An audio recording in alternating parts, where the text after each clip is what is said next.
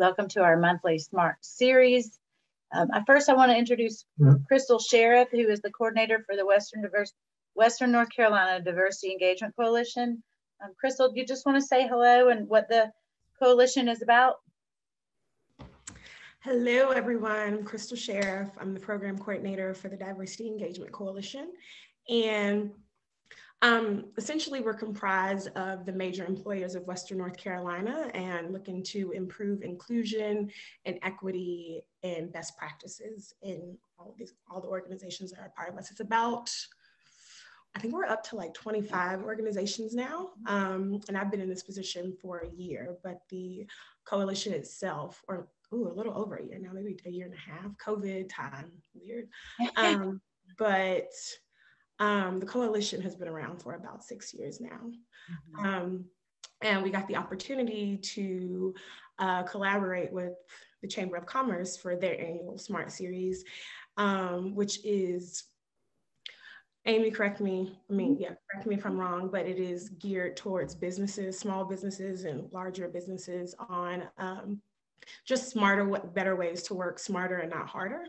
Sure. And I think this year, as we work in tandem together, we've given it a little bit of an equity lens. So yeah, that's great. Thank you.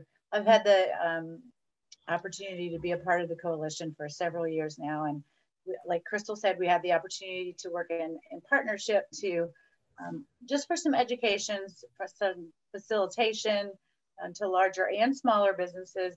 There's a little bit for everyone to learn. So it's been great so far. We hope you'll continue to log in to our monthly SMART series. And again, thank you, Crystal. I think we are about ready to start. We've got a handful of people on. Welcome to you all who are just logging on. We're glad you're here. My name is Amy Jackson from the Asheville Chamber, and I want to introduce our presenter today, Jennifer Pickering, who's the director of Leaf Global Arts, going to be talking to us about transparency and authenticity. So Jennifer, the floor is yours. Okay, so this is my first time facilitating a Zoom in all transparency. and it also, I did not realize that I wouldn't be seeing all the participants. And where I am most comfortable in life is in real conversations. So doing this particular method, the reason why I said yes is because I'm a huge fan of Crystal's. And she radiates what it feels like to me when you're transparent and authentic. She radiates a sense of spirit and freedom that makes you feel good every time you're around her. So that is why I said yes to this conversation. And it is a conversation. I'm also hoping that Marcia Almodovar somewhere is in the audience, and she is our global engagement director. I'm sorry, she's our community engagement director at Leaf Global. And she does our regular presentations with the staff on our equity journeys monthly and our learning journeys. And she also, to me, has been that beacon of transparency and authenticity. So the other reason why I said yes is it's probably been about 5 to 6 years ago now, Leaf started on an intentional equity journey. And the words transparency and authenticity kept on coming up. So, and I can't tell, is my screen sharing? Yes, you're good. Okay, so as we go into these two words, as they kept on coming up, I realized that my version of what these words meant were different than people I was working with that were in their 20s. And that I also was on a continual learning journey of what these words represented, and I still am. And it's not necessarily been an easy journey. And a lot of pieces have really revealed themselves. You know, authenticity to me is that feeling. And if you look at wherever you are in your home, look at what books you have on your shelves. And what do they say to what journey you are on to find your best self? And then in terms of transparency, I came up as a photographer and I see the world through visual lens. And that's where I'm most comfortable. And transparency is, to me, it was, years ago, it was the Kodachrome slide. It was those pieces that allow you to see through. And I also realized that as I started having the conversation around transparency, that it has so many different meanings, but also I realized that I was working in a systematic world that hid so many things, and you hide so many things in so many different ways. And so really becoming more and more aware of that transparency. So I want to take a moment here and dive in with Crystal, because authenticity and transparency are the pieces that you asked to talk about. So for the audience and the conversation here, when you came up with this particular series, what does it mean to you at this point in your life? And where do you hope to see transparency and authenticity show up in our community over the next year? So the reason why I thought this was the topic for organizations and people alike is because so often people are kind of thrown these words at them: transparency and authenticity. And I think while we have like a Webster understanding of what that means, I think sometimes it can be hard to actually apply it, especially as you start to deal with like different generations. And I think for millennials, we have a way of trying to prioritize this as a way to kind of tear down structures that have been kind of allowed to be the status quo. And I think a lot of the structures allow for a lot of insidious, kind of backhanded, hierarchical, hush-hush kind of ways of maneuvering. And I think from what we've seen, that's not the best way to govern, and that's not the best way to have unity. And that doesn't really yield the best results. So I think it's become such a buzzword because in a tangible way, we're getting to kind of observe the way our parents and people that we're in the workforce with that are older than us, the way they are maneuvering, and realizing that that's just not the best way to go about it. But we also realize that these words are even difficult for us. Like, what does it mean to actually be authentic? What does it actually mean to be transparent about your motives and about what you actually want to see happen? So I think even though it's a journey for you all, I think it's also still a journey for us as humans and as people trying to navigate the world and how to show up in the most honest way so we can do our best. So that is why I chose this as a topic. And just in my own professional sphere, I've seen this come up a lot with a lot of tension around people feeling like higher ups and folks in management roles aren't being very transparent with the way things are going. And I find that that's even more of an issue when you start to get into nonprofits and whatnot. So I asked you to speak to this because as, a creator and an executive director of a nonprofit, an international nonprofit for years now, along with, concerts and everything else you all do, I thought who else to speak to this, especially since I feel like your staff is pretty diverse when it comes to generations. So I feel like it's something that you've been able to navigate successfully. So who better to speak to? Yeah. Oh, well, I so appreciate and respect your lens on it. Mm-hmm. And it also made me quite curious when you asked me about a month ago. I've been asking a lot of people about what does this mean to you? And it's been very interesting, the wide range of answers that I've gotten from my husband, who was a sponsor at LEAF, and I met him through LEAF. He last night said, well, I've always wanted to be transparent in business. And that means as a small business, putting up all of the prices and hidden pieces, not trying to hide anything, just having it there on the website. So we also have a whole different level of transparency these days through the website. As a one of our young friends from Tanzania who was here over the holidays, and I asked him, and it was really a lost in translation, interesting conversation as a young person to be able to understand what these words mean in his language, and then how they show up differently in his culture versus as a young Tanzanian now living in America.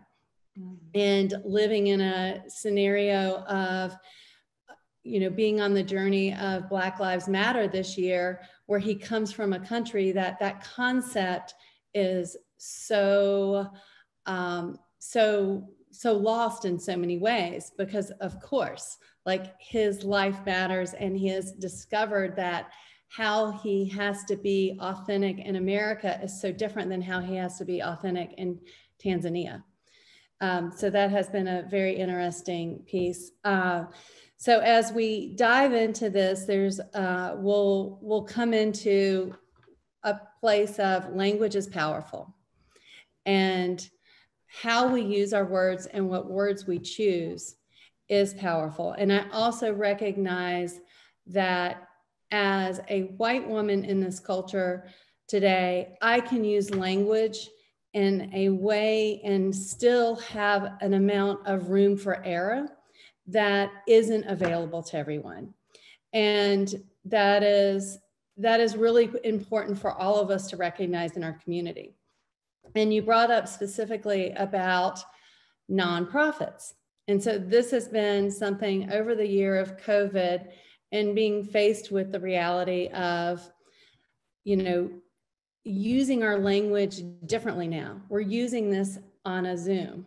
And whereas if we were in a conversation, so right now my visual cues matter, my nonverbal cues matter, you know, where we are in our homes matter, all these pieces that aren't normal pieces of our authentic or transparent language. So as we go on this journey, I also have to, you know, bring us to what is our intention for this conversation. So when we all leave this conversation, wherever you are in your comfort zones and in your homes or at your work, that it is my hope and my intention that you will have some new insights and inspiration that will guide our 2021 life and work. And as we try to work at Leaf, we try to connect with the world. And we are global citizens. If people didn't realize that after this past year, it is true. Like, we are global citizens, and to each other. And in my world, in my life, I find value with being with and amongst and working with people who we all share different values. And so proximity to lots of different others is part of that journey. And then to the best of ourselves. And that's a constant journey. And I think transparency and authenticity is part of that. So in one transparency mode here, so this is the first time in, I believe it's been 2 years that I have presented by myself and that I've said yes to something. Because I had an experience about 2 years ago that I didn't do my best in a presentation, and it really sent me down a journey. But in that place of not doing my best in that presentation, I've always found my comfort with having a team member presenting with me, and wherever that is, whether it's even in daily life. Being an executive director of a nonprofit, I have also been on a journey. I'm really looking forward to one day having a co-leader. And COVID has made it kind of like Crystal has her kitten. You know, we all have somebody that pairs with us, that complements us. And one of the pieces in this new journey as an executive director, nonprofit leader, I really, really have wanted to give up the title, because titles hold so much in our relationship to others and in our own work. So I really invite all of us to look at what your titles are that you hold at your work, and how does that allow you to relate through an equity lens with others. And yet we work within a system. And I have recognized over this past year, especially, that while nonprofits have so much beauty in them because they keep you constantly relating back to your mission, at the same time, it still is a systematic, organizational way of controlling and hierarchical places that often doesn't allow us to really put forward what our best impact can be, because we're also all in the nonprofit world, everybody who's on this that works in that world, and even in small businesses, you know, we are driven by what our resources are. So oftentimes we're not collaborating or working together at the level that we want to be or should be for the best of our community because of all these external forces. So just something for us as we go with this. So I'm gonna, I have to be super transparent. I am obviously, and I'm not sure I'm always using these words correctly, but also authentic. LEAF has been my journey for the past 25 years. Our mission is connecting cultures and creating community through cultural arts education, cultural preservation, and experiences. These are the experiences that have created not only my life here in Western North Carolina, but also my life in the world. So I'm going to take you down a quick little journey of LEAF, and then we're going to come back to, I want to hear from Amy and a couple other people as we start to go down a road of transparency and authenticity. I'm going to keep on using the words because that's what we're all here to think about. So in my journey of LEAF, one of the things that I have heard almost the exact same statement from a lot of the LEAF international youth that we work with. And so here's from Annie and Haiti. Without knowing my culture, I won't know who I am. My culture teaches me who I am and where I'm from. The first time I ever heard this statement was in Arusha, Tanzania, when we had just launched a LEAF International program in partnership with Jane Goodall. And a young man named Hope said, I didn't know who I was until I learned my culture. And I have heard that statement consistently over and over again. So as we all are going on equity journeys, part of that equity journey is also understanding who we are. And that leads us to our authenticity. And I have to say, personally, I haven't wanted to do that. I've been fascinated by doing this within our community here in the Asheville area. Our very first learning journey was with Marvin Chambers, Al Whiteside, and Fred Myers. And this was probably 6-7 years ago. I grew up in the Asheville area all my life. The pieces that I learned from that first conversation and that I learned in every single equity journey and learning journey that Marcia or one of our leaders takes us on, I am stunned to know how little we know about our own culture and where we come from. So I ask that in terms of, you know, how people go on their own places. And what do you know about where you come from, your own city? When you drive down Patton Avenue, when you drive down Charlotte Street, do you know what that means? You know, we live in a fairly new country. And so then I come back to what are my examples of people that are truly transparent and authentic. And so I'm gonna ask Amy and Crystal to name one or two people that just come to your mind that are authentic or transparent, that really are that beacon for you.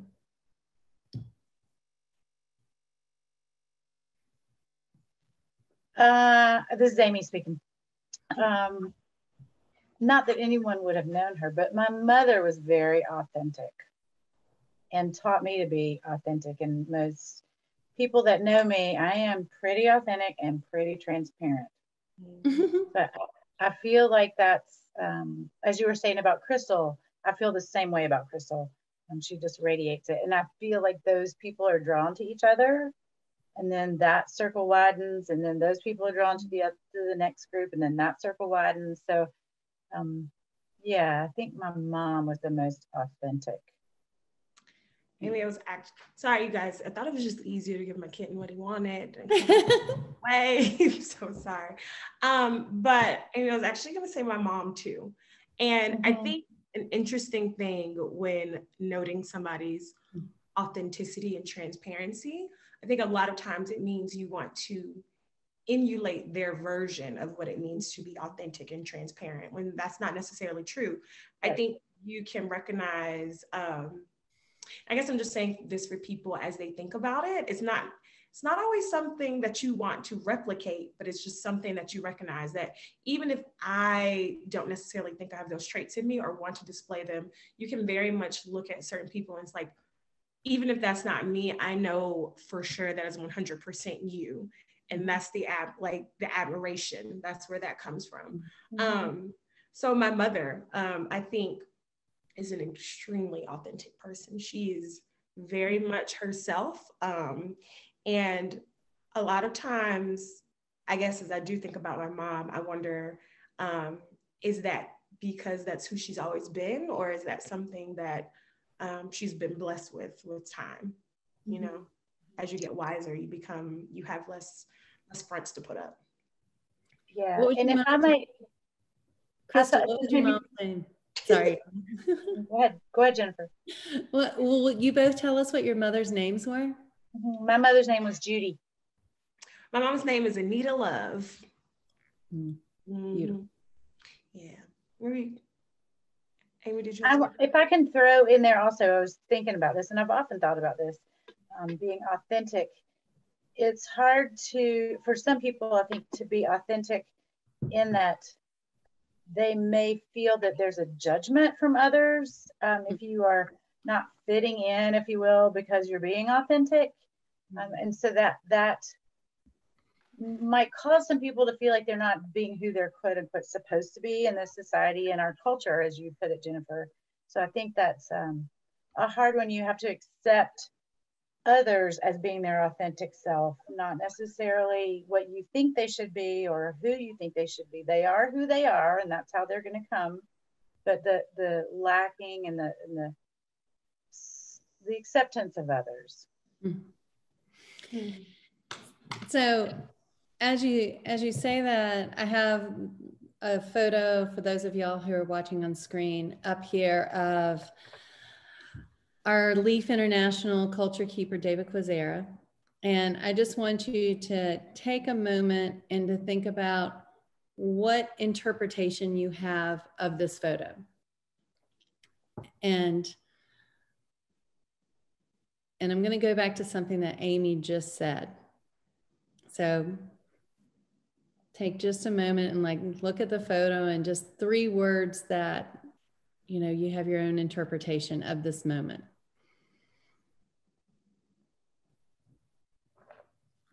So what Amy just said is about non-judgment. And one of the things, even for myself coming onto this Zoom and this conversation, that we all have assumptions about not only our own judgment, but about how we assume other people look at us. And I think that has been one of the most interesting pieces of being on an equity journey, is those assumptions of ourselves and that judgment piece. And I do, as you look at whatever shelves sit on your book, dyslexia, tapping in there for a second as you look at, y'all know what I'm talking about. You look at those books.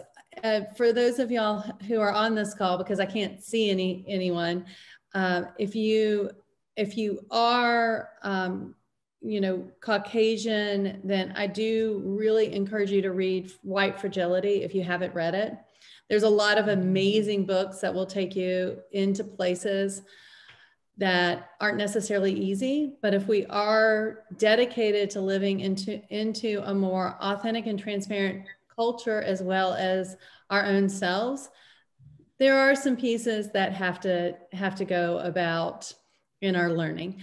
And when I first started on that journey, I really thought it was going to be checking some boxes, and that because of my own life, I felt that it was going to be an easy journey, and it's not, and it shouldn't be. Humans are complex. So as we come back, one of my inspirations for the question I asked to both Amy and Crystal was who their inspirations were for being authentic and transparent. And hopefully all of you all listening came up with your own people as well. And when I thought about it, the two people that came to my, well, actually I had three people that came to my mind. One was, and they were very obvious, Michelle Obama, Nelson Mandela, and Beyonce. Like those three, I was just like, yes, like they got it all day long. And I find that with, you know, a lot of people that we all look to for inspiration. But David, who's here on this photo, he has become truly one of my inspirations in the world and my work. So this takes me back to in 2005, the first day that I met David. And this is the journey that, as someone who had lost his family, someone who had lost his home, and a band of brothers that had come together, but the resilience of the human spirit, and they were young.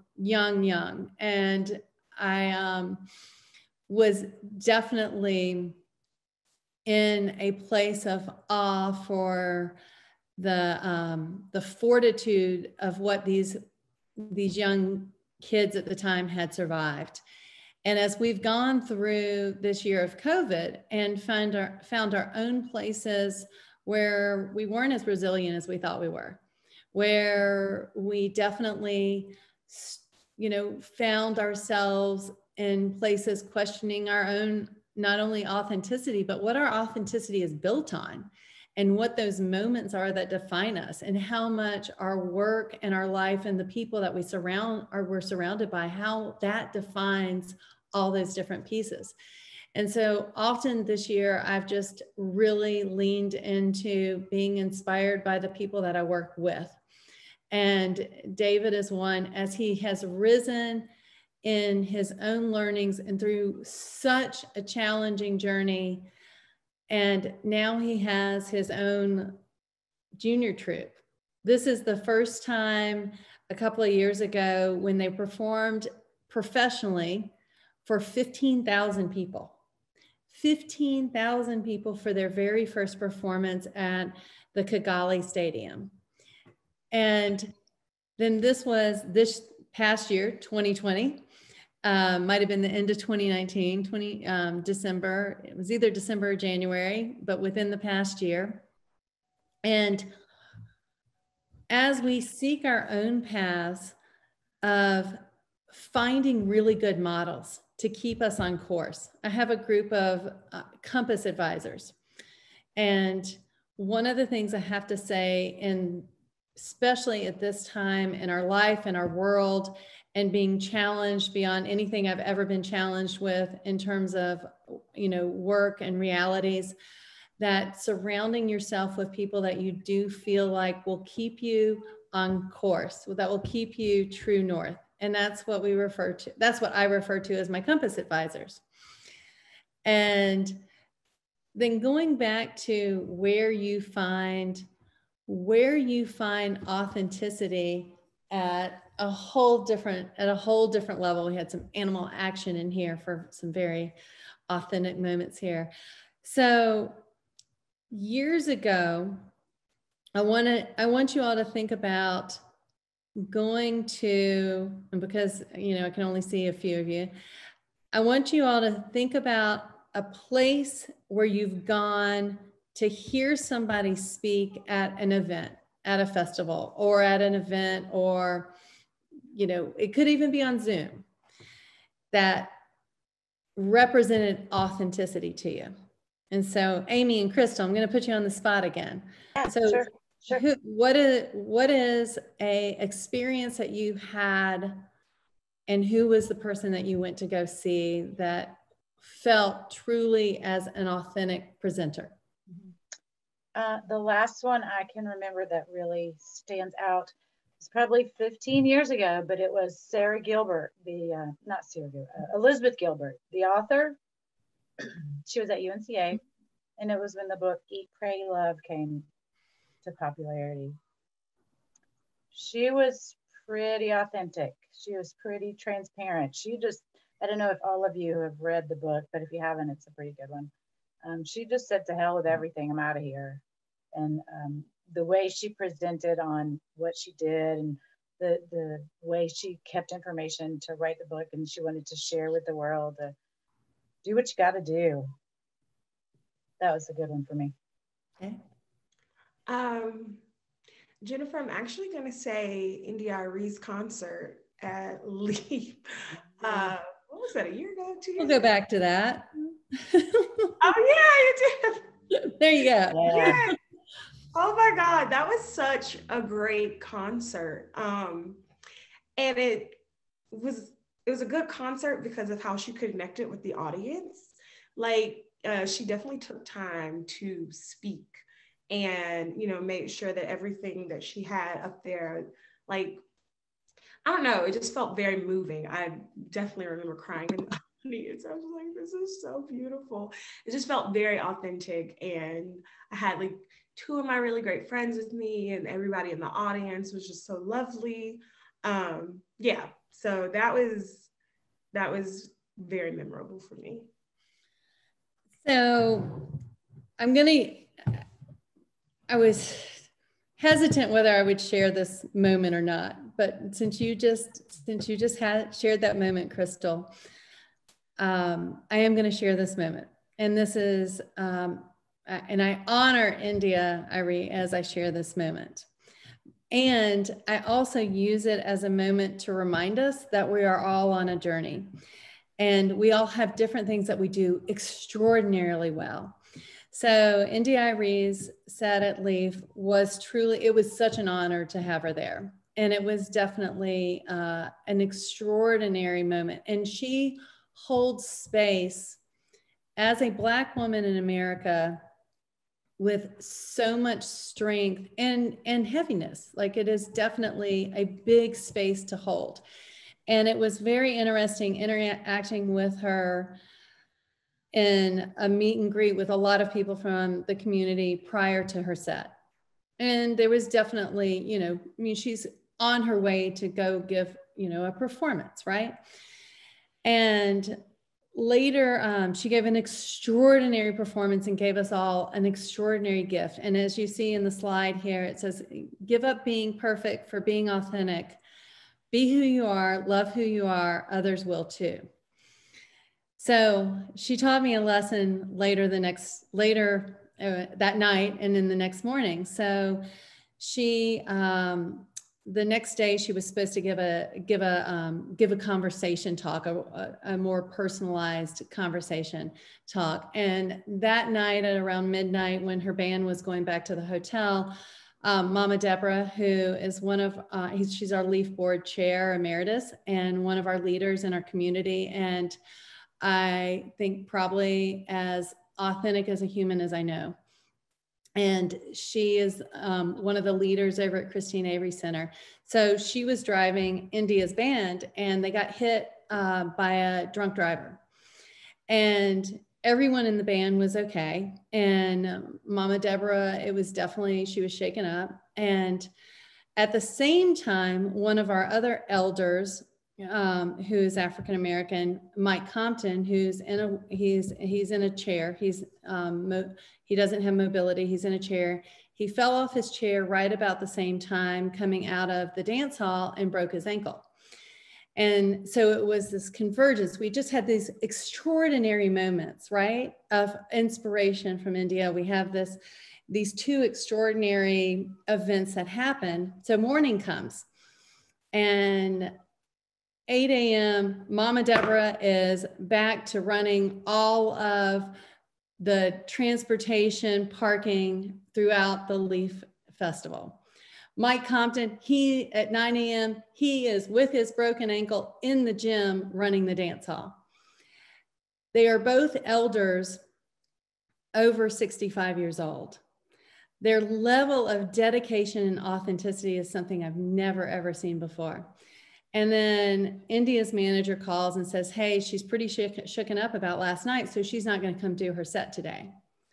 And I was like, what? Whoa, whoa, whoa, what is happening? Like, this can't be possible. I mean, this is what's happening with our elders here on the property at this moment. And this is, I don't even understand. And so I called a common friend that India and I share. And I said, hey, I need help. Like, you know, she's not coming back. I don't know what to do. And we tried our best to convince her. And it was just the space that she was in. And so it was a great reminder to me of we are all on our journey. And that is who she needed to be in that moment for whatever reason. I had to give up my judgment about it. I was a little angry about it too.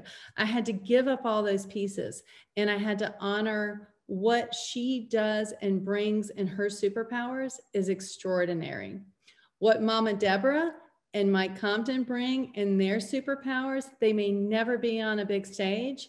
They may never be recognized at that level, but their superpowers and their authenticity is at the same level of what she brings. So I go back to this moment. So thanks, Crystal, for bringing forth that moment, because it really challenged me of going, ooh, am I going to do, you know, like, okay, but it just feels, I had an experience years ago, if anybody knows the book, The Artist Way, where the woman is a brilliant writer.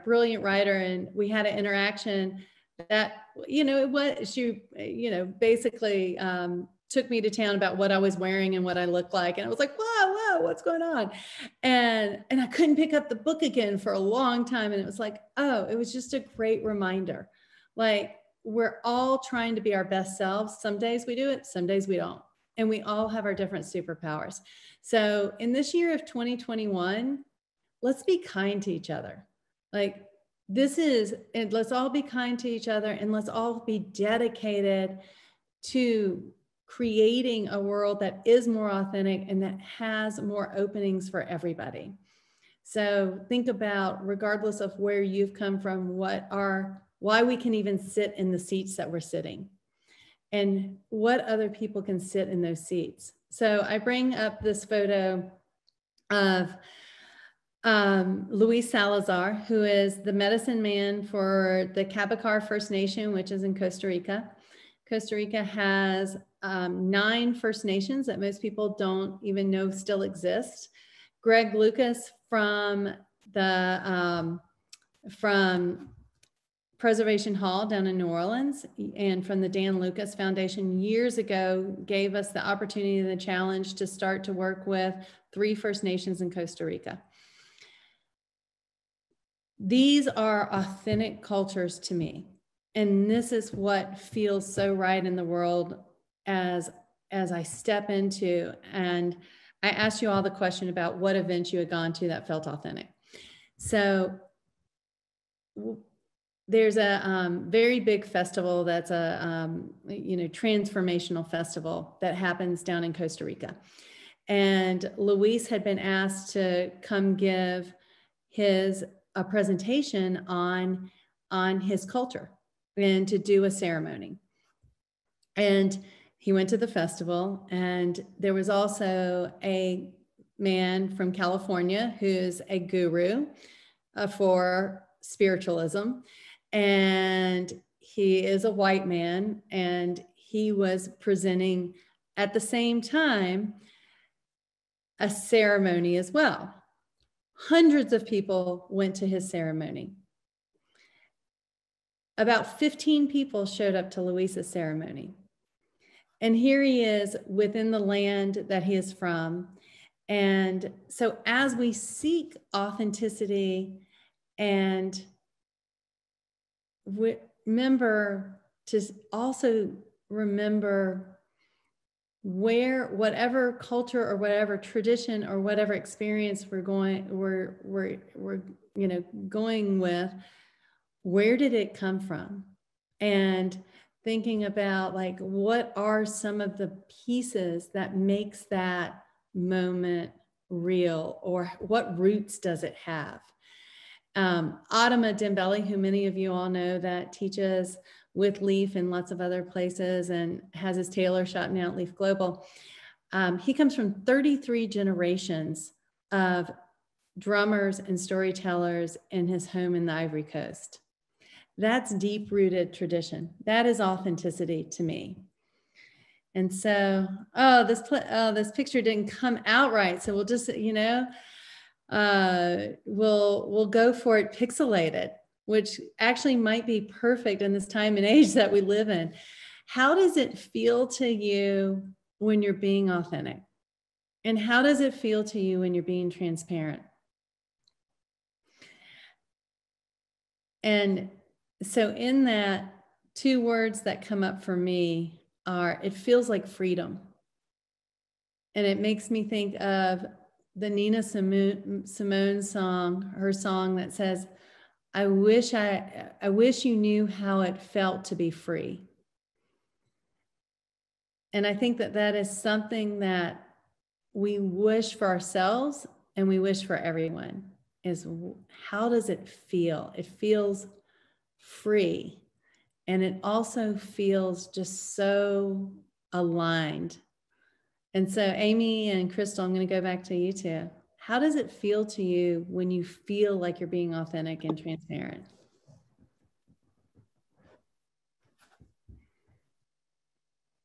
I'll go first. It feels easy for myself if I'm not being authentic and transparent. I can tell it feels hard and it feels forced. It doesn't feel genuine. When I am myself, being authentic to who I am, being completely transparent, it just comes right out. So it's easier. Yeah, I think I would echo that. Easy, that's a nice word. Yeah, for sure. When I'm not, it's just a tension within myself, and especially when I'm not being transparent. And that is something that I've seen show up in professional to social to like just kind of internal. Like if I'm unable to say exactly what I think is happening or what should be happening, or just voice and have like an audience that I know things will be accepted well, and we can go back and forth. It's just a tension within myself. And it's not nice. That's beautiful. And I hadn't thought of the word easy. And when I first started Leaf 25 years ago, now going on, we're grateful. Thanks to, if there's any Leaf members on here, thank you for helping us keep our mission alive. It's not been easy. And as we go into our 26th year, thankfully, and with a lot of deep breaths and a lot of big ways, I think about when I started Leaf and I wanted, as people learn to step into other people's cultures, one of the big pieces was dance. And I had never really danced before. And so I started taking dance classes and all different kinds. And I just remembered like that sense of freedom that it came into my body. And that felt authentic. And when there are those moments, and that's one of the pieces that I've been so grateful to be able to create with our Leaf team, and is to create platforms for people to share their authentic cultures that allow us to have that sense of the best of ourselves. And when we feel free and it feels easy.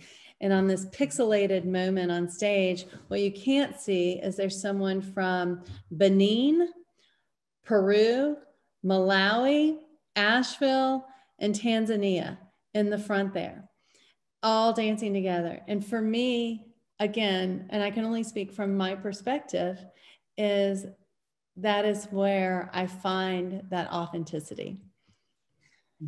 And that is where I also find the pathways of understanding, which going back to, there's a reason that we have to have a diversity and inclusion group in Asheville right now. There is a reason why all of this equity work is going on in our community. And it's because we do not live in an equitable society. We have seen it this week in our nation over the past 48 hours show up in ways that feel both devastating and hopeful.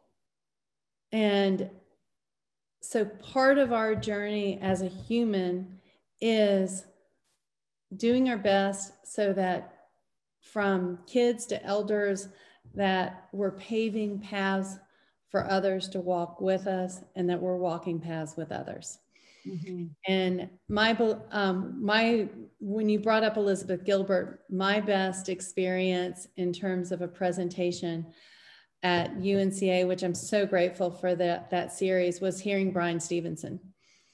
And the prison journey has been a big part of my life since I was little. And I just have so much respect and awe for the work that he has done that's allowed, and he's showing up in a way that's allowing us to also build paths of understanding and that lack of judgment. So we'll start to wrap up here. And one of the things as we step in, whatever doors you're stepping into. So last year on Valentine's Day, we stepped into the historic Club Del Cardo down on the block, which is a really sacred place in my feeling in Asheville. And while I might have the title, and I'm really looking forward to when I'm able to, share that title with somebody else. And while I might still have the title, one of the things that has been a gift is to be surrounded by people who hold space and hold history. And so as we've walked into the Del Cardo and brought Leaf Global into there and honoring the history, what you see in this picture is Mama Deborah, who used to go to the Del Cardo as a young child because that was her parents' place where they went to gather. And she's our board chair. And then Damien, her son, did the build out of Leaf Global. And so his grandparents, this was their place where the music was right, the vibe was right, everything was right. So I challenge, and it's a continual challenge for all of us, and I challenge everyone here on this call as we make steps in our own community to remember what the history is of whatever space and place we hold. And whatever doors that we're walking through, if you don't recognize them, this was the Del Cardo back in the 80s, early 80s, which wasn't that long ago. And then remembering to find those places of how you express yourself authentically and creatively. This is one of Jenny Pickens' pieces, who has just been a really extraordinary human in our community, of showing up for self-love, for showing up as creative authenticity. And however you show up in your world, whether you're working at a convenience store, whether you're on unemployment with a lot of the world right now, or whether you are so in your Mardi Gras Indian suit because Mardi Gras is going to happen, Super Sunday is going to happen. This is how I want to show up, Jennifer. And I tell you, this is, I do, for those of y'all we have an exhibit right now in Leaf Global that Shaka Zulu created. But the Mardi Gras Indian traditions and culture, to me, are the most authentic in our entire country. Oh, I should not say that. The Native Americans are obviously the most authentic and the most, extraordinary. The Mardi Gras Indians are a newer culture which have a depth of authenticity, story, and creativity that is rare in the world and worth definitely honoring. So as we start to leave this conversation, and I had lots of notes and things prepared, but I rolled with a conversation. Again, I expected to be able to see all of you all here on the screen as I follow the light here, and I expected it to be more of a conversation. And I hope that in this conversation that ended up being more of, a talk, that, whether it's your dog barking or whether it's your cat purring, that you have found something to inspire you and to think just a little bit differently. And that's one thing, and at least day one, that I've always wanted to create a lot of gateways and bridges for us to step into other people's cultures or step into connecting to someone else who's not like ourselves, that gives us a little bit more of an insight into the world. So I go back to Annie from Haiti saying, I didn't know myself until I learned my culture. And the first time that they ever came to leave, Haiti was in the news for so many things, except for the beauty of the traditions. And so it's been a privilege and a gift to be able to create platforms that we get to know people, places, and stories from the beauty and not from the news and not from judgment. And those are the moments to me when the artists, the musicians, the creators, the leaders stand up, come forward, and share their authentic traditions, that it feels best in the world to me. So authenticity and transparency, I'm going to continue to ask the question, to continue to stay in the conversation. And so I want to end with asking Amy and Crystal a challenge for all of us on this call, and an invite as we step into 2021 of what are a few opportunities to step even deeper into your own authenticity and transparency. As I said before, I feel like I try to keep authenticity and transparency at the forefront. I feel like it works best that way. And that's what I want to continue. I have a almost 13-year-old and a 15-year-old, and I'm also being a teacher of authenticity and transparency. And they bring it to my forefront often, and I bring it to their forefront often, but it seems to work out well. Again, it's easier when you're authentic and transparent. Crystal. I was still muted. Zoe also asked, hi Zoe, could we share the credits for the black and white image of the Del Cardo, Jennifer? Thank you, Zoe. I can't see the chat. So those were taken by Steve Mann, who owns the Double Crown and who has been a photographer here in Asheville, and who actually introduced me to Shaka from the Mardi Gras Indian tradition 20 years ago. So awesome. Those were and the person who is in the photo, I believe we have his name at Leaf Global now. I'm not sure of what his name is. But to answer your question, Jennifer, I think I'm still on my journey of being truly authentic and transparent. I think as a new 27-year-old, I think I'm starting to push a different chapter where that's becoming more important to me.